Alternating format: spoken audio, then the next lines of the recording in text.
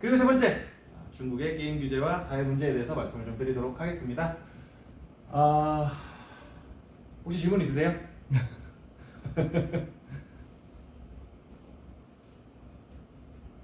중국 게임 좋아하세요? 혹시? 다들 게임 하시나요? 가차가 뭔지 아세요? 가차? 혼자 하시는 거 아니에요? 게임 규제를 한다면서 중국이 규제를 한 게 이런 것들이에요. 저는 이 중에 반은 뭔지도 모르겠어요. 다 알겠다. 다 알아요? 너무 사랑의 문제네. 그러니까 가차도 찾아보니까 이 뽑기래요, 뽑기. 뽑기를 가차라고 한다고 하더라고요. 그래서 이제 뭐 그러니까 도박 사행성이 있는 거죠. 사행성이 있는 도박성의 그런 것들을 가차라고 하는데, 저도 이제 2017년 당시에 모바일 게임을 그런 게임을 했던 게 손오공 디펜스라는 게임이 있었어요. 그거를 잠깐 해가지고 제가 거기에 50만 원인가 썼거든요.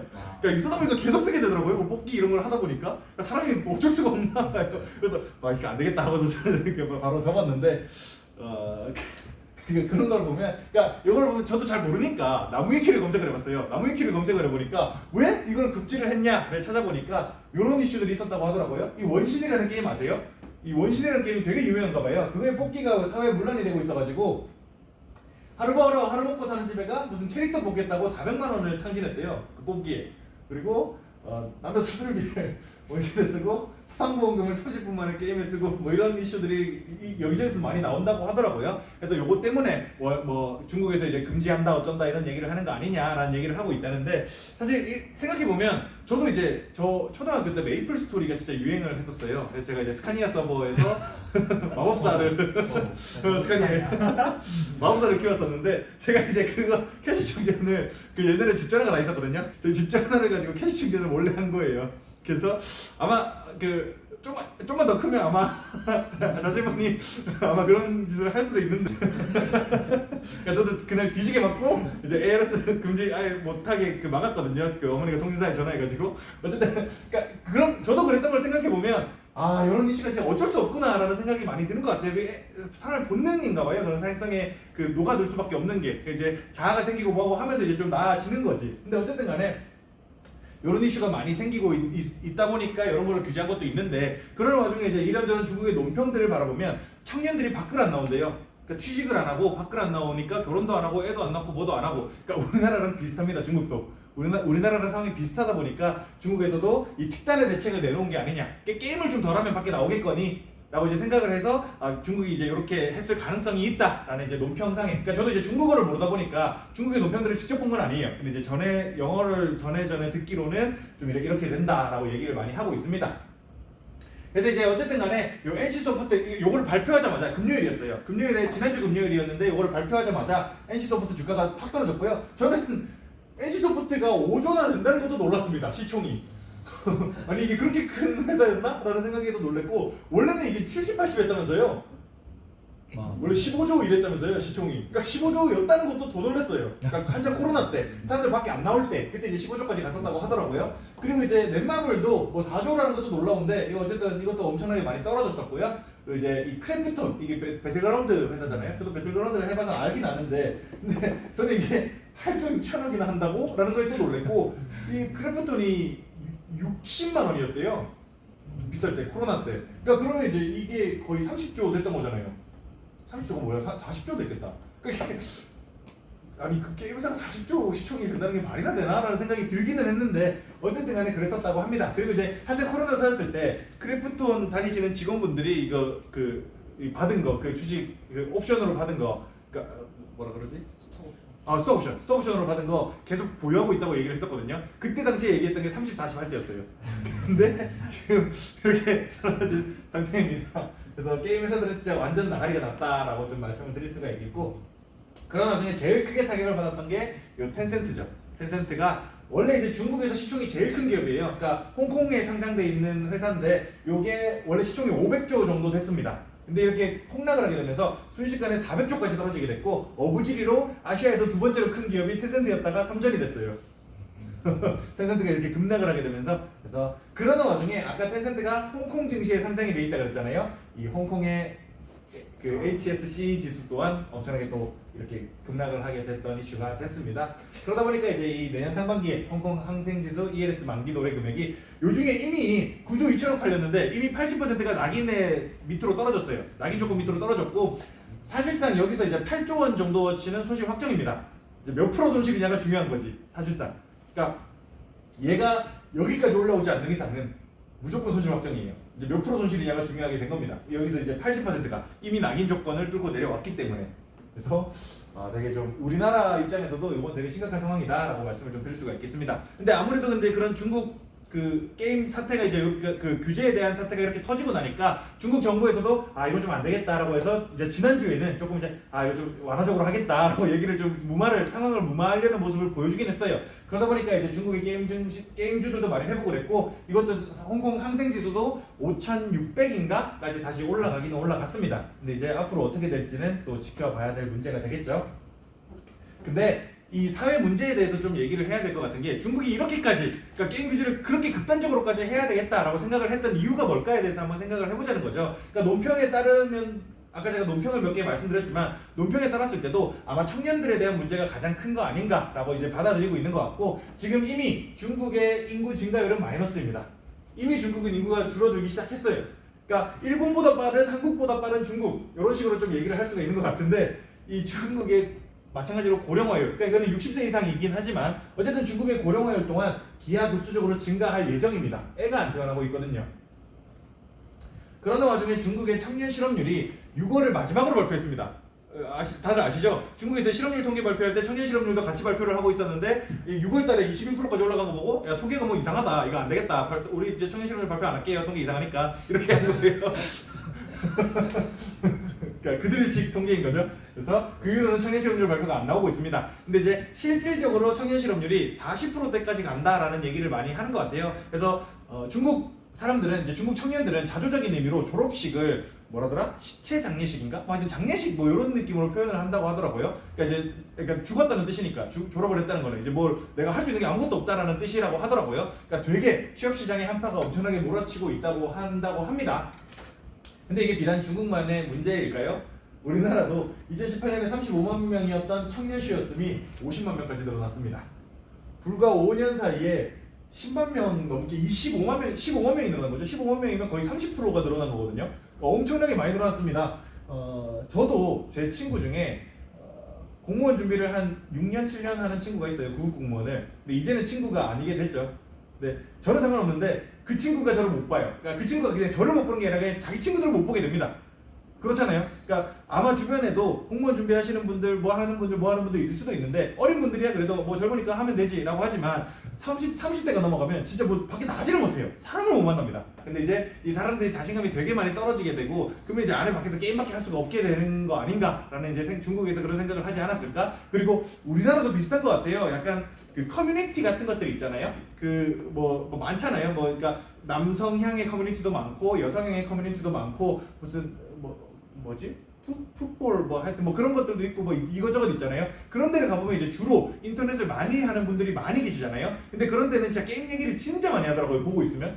그래서 다 원신 얘기 뭐 이런 거 얘기 진짜 많이 하고 있던데 어쨌든 간에 그러니까 그런 그 커뮤니티 활동을 정말 많이 하게 될 수밖에 없는 좀 발언 위험한 발언일까요?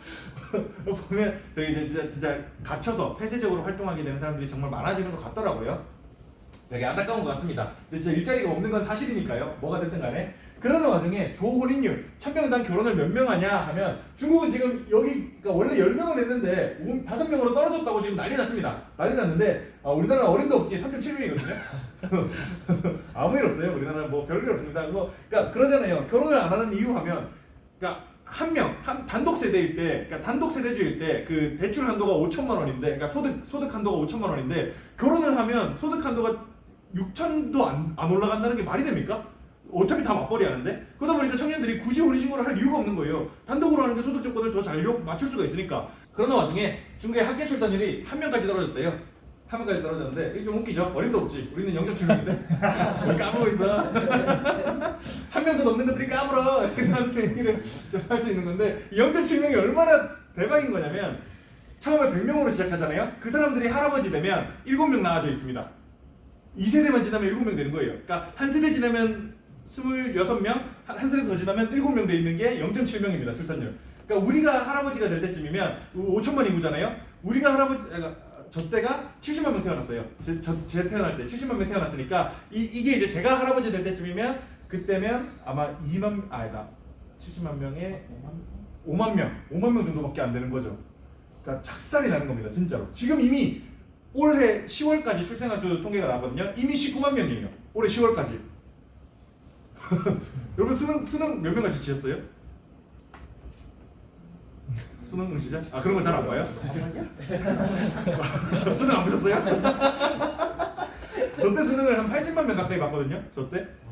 근데 올해 수능이 40만 명 봤다 그랬나? 하여튼 그쯤 봤던 것 같은데 엄청 줄었어요. 이미 엄청 줄었는데 지금 이미 이제 내년 초등학교 입학하는 학생부터 또 미친 듯이 줄었습니다. 더 줄었습니다.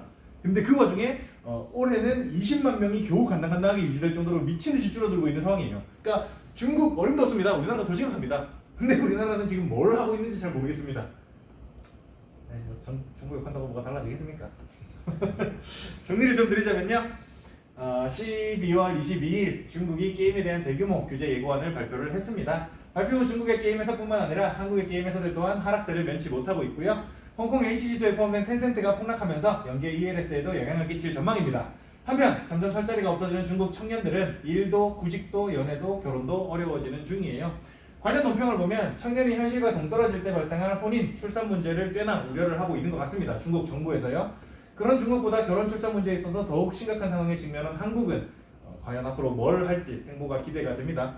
사실 저는 애가 있잖아요. 이제 태어나려고 하잖아요. 곧 태어나려고 하는데 과연 내가 넷째 나올 때쯤이면 얼마나 드라마틱한 이 정책이 나올까를 되게 기대를 하고 있어요. 넷째쯤 나오면 이제 그냥 캐시로 5억 주겠다고 하는 거 아니야? 라는 살짝 기대도 있습니다. 애국하시는 거죠, 애국. 예? 애국해야죠. 얼마나 나오려고? 안 그래도 그 얘기 하더라고요. 애 낳으면 5억 1.6% 금리로 5억 주택담보대출 할 수 있게 해준다고. 근데 저는 아무 쓸모없다고 생각하거든요. 저는 세금이 너무 비싸서 집을 살 생각이 없어요. 주식담보대출은 안 해주냐고. 저희 주식담보대출은 안 해주냐고. 주담. 되게 안타까운 것 같아요. 뭐가 다르지 싶은 거예요, 저는 진짜로. 어차피 살 거면 월세로 살아도 되는 건데. 그러니까 뭐 주거의 목적이 뭐 다르다 뭐 이런저런 얘기하지만 요즘 주거의 목적으로 영끌한 사람들 주거 목적으로 집 샀습니까? 다 투자하려고 샀지? 그래서 그런 걸 보면 과연 이게 맞는 걸까?라는 개인적인 생각은 좀 많이 드는 것 같아요. 진짜 현실적으로 쓸 돈을 만들어줘야 되는 게 아닐까라는 개인적인 생각도 있기는 한데 뭐가 됐건 간에 뭐 중국은 이제 사활을 걸고 출산율을 높이기 위한 이런저런 정책들을 많이 하고 있는 것 같다라고 말씀을 좀 드릴 수가 있겠습니다. 어쨌든 혹시 궁금하신 거 있으실까요? 네, 그런 것 같아요. 근데 우리나라도 이게 되게 비슷한 것 같은데 근데 나라 놈들 얘기를 떠나서 우리 청년들도 되게 안타까운 것 같아요. 인스타 보면 전부 다 잘생기고 예뻤잖아요. 이게 제가 지난주에도 통계 관련해서 이슈를 말씀을 드렸었는데 이 통계적으로 연예인급으로 잘생기고 이쁜 사람은 시그마 3예요. 진짜 0.3%입니다. 0.3%. 진짜 잘생기고 이쁜 사람들은. 근데 인스타만 보면 전부 다 연예인같이 생겼잖아요. 그게 무슨 말이냐? 그 새끼들 다 사기치고 있다는 뜻이에요. 진짜로.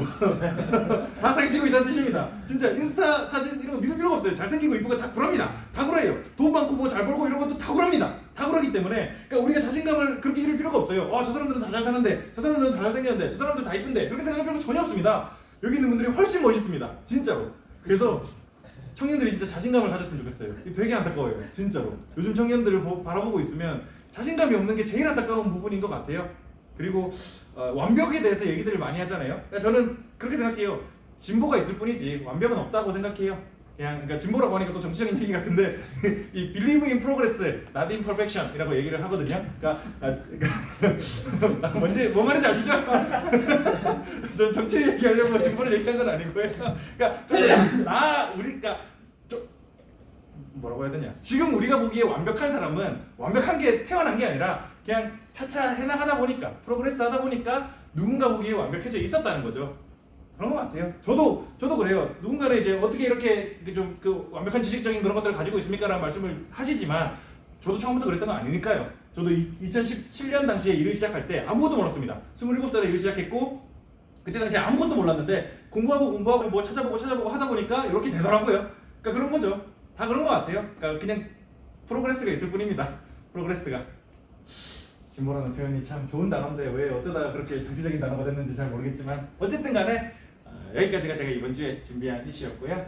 이번 주 주목할 만한 지표로는 이념물 국제 입찰이 있었습니다. 이게 4.4 4.4인가 나왔던 것 같아요. 있었고 한국의 산업생산 발표가 있겠습니다. 목요일 날 있었고 이것도 있었는데 이것도 좀 높게 나왔던 것 같아요. 체크를 제대로 못했는데 어쨌든 그랬습니다. 신규 실업수당 청구 건수 조금 높게 나왔습니다. 218K인가 그렇게 나왔어요. 그리고 미국의 원유 재고 발표가 있었고 그리고 소비자 물가지수 이거 좀 낮게 나왔습니다. 3.2% 나왔습니다. 그리고 중국의 일요일 날 중국의 제조업 심리지수 발표가 있겠습니다. 그리고 다음 주 주목할 만한 지표로는요 무역수지. 그러니까 또 새해 복 많이 받으십시오. 따뜻한 연말 보내시고요. 한국의 무역수지 발표가 있겠고요. 그리고 잡 오프닝, 그러니까 매달 첫째 주 화요일에 발표되는 게 이 미국의 잡 오프닝이죠. 원래는 화요일에 발표가 되는데 이번에는 좀 그 1월 1일 겹치고 뭐하고 하다 보니까 목요일에 잡 오프닝이 발표가 되겠습니다. 미국의 신규 구인이 얼마나 많아졌냐를 나타내는 거죠. 그리고 이제 ADP라는 민간기업에서 발표하는 비농업 고용인구 변화, 이거는 민간에서 발표하는 미국의 지난달 12월 달 한 달의 고용이 어떻게 됐는지를 알려주는 지표라고 볼 수 있겠고, 그리고 이제 미국의 행정부에서 고용부에서 발표하는 고용 보고서 발표가 있겠습니다. 그래서 다음 주에는 미국의 고용 시장 관련해서 매우 중요한 지표들이 많이 있겠습니다. 여기까지가 제가 이번 주에 준비한 이슈였고요. 혹시 궁금하신 거 있으실까요?